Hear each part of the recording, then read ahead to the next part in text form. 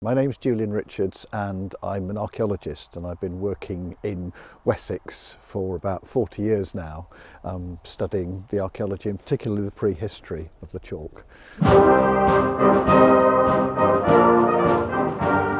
The first evidence that we have for people in this area date right back to the Mesolithic, the Middle Stone Age, to hunters and gatherers, but they leave very, very slight traces.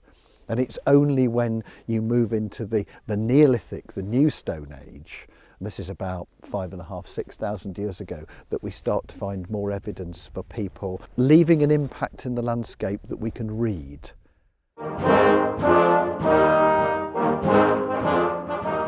This area was very rich in resources for people in prehistory, because you'd actually got thicker soils than you have today. There were fertile soils, there was water in the streams, there was flint in the chalk to make tools from, there were wild animals that you could hunt as well. So it was attractive to the hunters and gatherers, but also if you were a Neolithic pioneering farmer herder, you'd got fertile grassland, you'd got fertile soils, and so it was a place where you'd want to settle to put down roots. Life for people in the Iron Age and in the Roman period would have been in some ways quite similar to the lives that were led by farmers on the plain at later times as well, because they've got a variety of things that they can use. They've got the high ground, the dry ground, which is suitable for grazing. You've got the lower slopes where the fertile soils are, which are good to cultivate. So you've got a number of resources, and of course what you're doing is you're producing food that then gets sent off effectively to market. And in the Iron Age, you've got the two huge hill forts of Scratchbury and Battlesbury over near Warminster, which they're not so much military forts as places where somebody important lived. They control the local economy, they gather in the food, they store it there. And so all these farms out on the plain nearby would have been probably sending their surplus produce to those. That's where the trading was going on.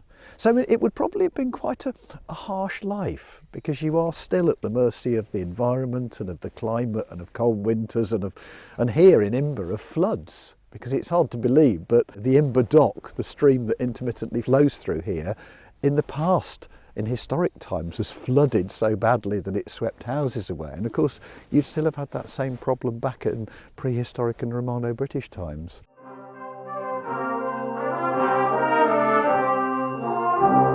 The pattern of settlement, the pattern of places where people live, it moves, because a lot of the earlier settlements are higher up on the hilltops. Probably in the middle late Saxon period, there tends to be a migration down into the valleys.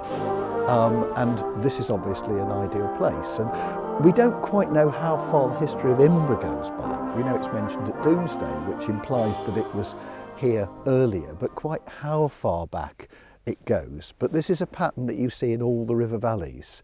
In the valley of the Wylye, of the Till, the villages are along the streams, and they have allocated land, the parishes, which run in strips often, which give you the river, they give you the slopes, they give you the high tops. So everybody has a sort of fair share of the land. What's odd about Imber in some ways is that it is so isolated. There isn't a string of villages from here down to Warminster, for example. I mean, what is it they say? Imber down 7 miles from the nearest town. It is a very isolated settlement out in the middle of the plain, but it's clearly people were living here for at least 1,000 years. It's noted in historic times, the remoteness of this village, that it is so far away from everywhere else. So you're inevitably going to develop a community that is very self-contained and self-sufficient. And of course it grew quite substantially. I mean, in the 14th century, I think there were 350 inhabitants in Imber, which was quite a sizable village at that time. It didn't get affected apparently by the Black Death. Maybe its isolation protected it at those times. Obviously, Imber has changed so much, hasn't it? I mean, you've got the new military structures, the new concrete buildings, and just traces of the old settlement. I mean, and most prominently, the wonderful church here, which is just a reminder of how splendid the village was. You've got the remains of the manor house. But even the humps and bumps that you can see in the field around us here, these are probably some of the platforms, the flat areas where the medieval houses were, because the village would have sensibly clustered around the church. This would have been one of the focal points. And they're not daft, they wouldn't have built houses probably right down in the bottom there, because that is very low lying, it's very wet. You know, we can still see traces of the medieval village around here.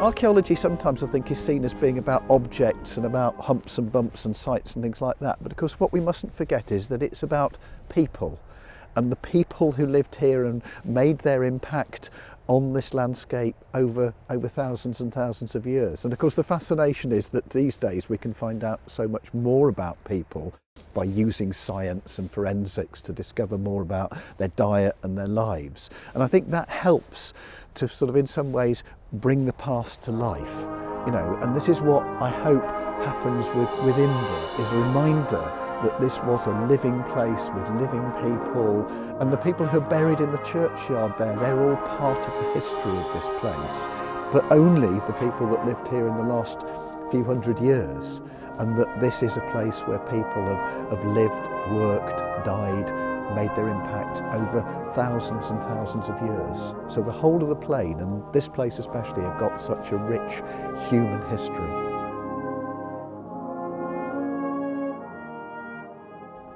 Salisbury Plain these days is looked after from an archaeological and an ecological point of view so much better than it was in the past, because it's been realised just what an incredible resource it is, you know, the natural history and the archaeology. So the archaeology is protected, you know, you'll see sites surrounded by posts marking where tanks and troops can't go. It's looked after in a brilliant way.